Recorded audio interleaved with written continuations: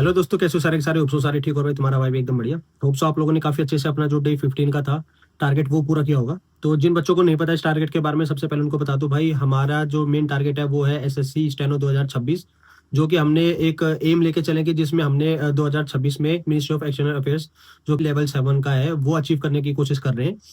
वैसे तो हमारा मेन है कि भाई हमें एक गवर्नमेंट जॉब चाहिए 2026 में, मगर अगर हो सके तो क्या पता हम 4600 ग्रेड पे तक पहुंच सके। बस ये हमारा टारगेट है। तो जो बच्चा इस वीडियो को पहली बार देख रहा है भाई, आप लोग भी हमसे जुड़ सकते हो और अपना टारगेट पूरा कर सकते हो। हम डेली एक टारगेट लेके चलते हैं, हर सब्जेक्ट से कुछ टॉपिक्स उठाते हैं, उन टॉपिक्स को क्लियर करते हैं जो हमारे एग्जाम पॉइंट ऑफ व्यू से काफी इंपॉर्टेंट होते हैं। ठीक है, तो बिना देरी कर आज आपका जो है हमारा डे 16 है, तो वो आप लोगों को पहले टारगेट बता देता हूँ, उसके बाद डिस्कस करते हैं। ठीक है, तो भाई आज हमारा डे 16 जो कि हमारा टारगेट है मिनिस्ट्री ऑफ एक्सटर्नल अफेयर 2026 में हमने लेना है 4600 ग्रेड पे। तो आज है इंग्लिश का जो हमारा टारगेट रहने वाला है, वो चैप्टर नाउन के रूल्स प्लस क्वेश्चंस होने वाले हैं। ठीक है, इससे ज्यादा अभी फिलहाल कोई चैप्टर नहीं पढ़ना। अभी जो मैंने बोला सिर्फ नाउन वो करना है। ठीक, और वो कैब में आपने इडियम फ्रेजेस पढ़ने हैं। ठीक है, और दूसरी चीज आपने एक मॉक टेस्ट लगाना है आज। ठीक, इंग्लिश में आज सिर्फ इतना ही है। नाउन अच्छे से पढ़ना, नाउन के काफी क्वेश्चंस आते हैं, मैं आपको क्वेश्चन भी प्रोवाइड कराता रहूंगा धीरे धीरे।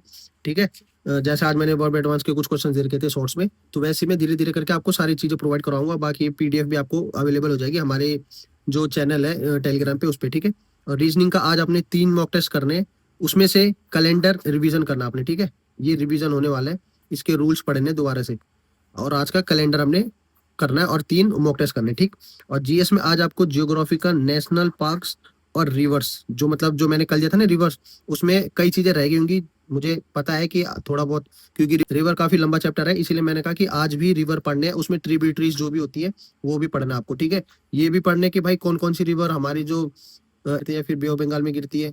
ठीक है, ये चीजें पढ़नी है आप लोगों को। ठीक है, बे ऑफ बंगाल में कौन सी जाती है, फिर हमारे नॉर्थ की ईस्ट की तरफ कौन कौन सी गिरती है, वो चीज।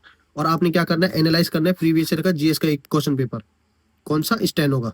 ठीक है, 2024 वाला, उसमें से कोई भी एक उठा लेना, उसमें एनालाइज करना है कि हमसे क्या क्या पूछे जा रहा है, उसको जो इंपॉर्टेंट लगे आपको नोट्स बनाने। ठीक, तो ये हमारा डे 16 का जो है टारगेट ये रहने वाला है। एक बार फिर से देख लो भाई, जैसे मैंने आप लोगों को बोला था कि आप लोगों को कुछ टाइम बाद आपको हम जो इंग्लिश के इंपॉर्टेंट चैप्टर्स है, जैसे वैसे तो सारा कुछ इंपॉर्टेंट है, मगर आपके जो इंपॉर्टेंट रूल्स है जो हमारे क्वेश्चंस में बार बार पूछे जाते हैं, एसएससी बार बार पूछती है हमसे, उन्हीं रूल्स के अकॉर्डिंग हम आपको क्वेश्चंस देंगे और उन्हीं रूल्स पे एक वीडियो बनाएंगे जो इंपॉर्टेंट रूल्स होने वाले हैं हमारी स्टेनो में एसएससी इंग्लिश के लिए।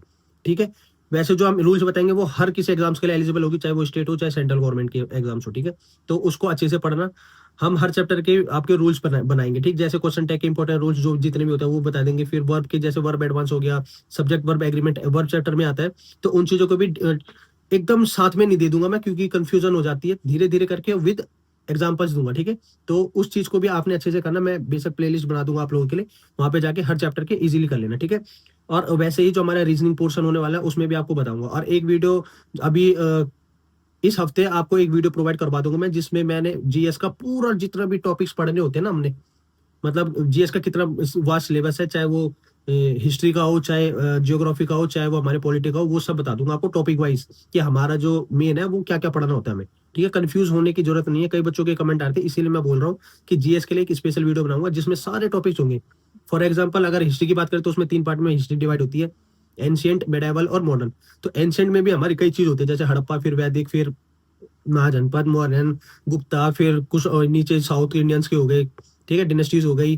फिर जो हमारा मेडाइवल में आता है, जैसे दिल्ली सल्तनत, फिर मुगल एम्पायर, फिर आगे चल के जो हमारा जो अंग्रेज आए हमारे हमारे देश में, इन चीजों के बारे में। तो इसमें मैं डिटेल आपको वीडियो बना दूंगा कि जीएस में क्या क्या पढ़ना है, क्या क्या नहीं पढ़ना। अन्य चीजें अवॉइड करो क्योंकि उसमें बहुत ज्यादा टाइम वेस्ट होता है। ठीक है, तो इस वीडियो में फिलहाल इतना ही। और दूसरी चीज जो मैंने आपको टारगेट दिया उसको अच्छे से करना, ज्यादा लापरवाही करने की जरूरत नहीं है।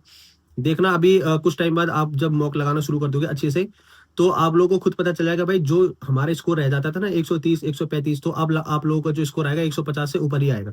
ठीक है, तो हमारा मेन एसएससी का ये होता है कि भाई 150 से ऊपर नंबर आ गए तो समझ लो कि डी ग्रेड तक आप पहुंच चुके हो इजीली।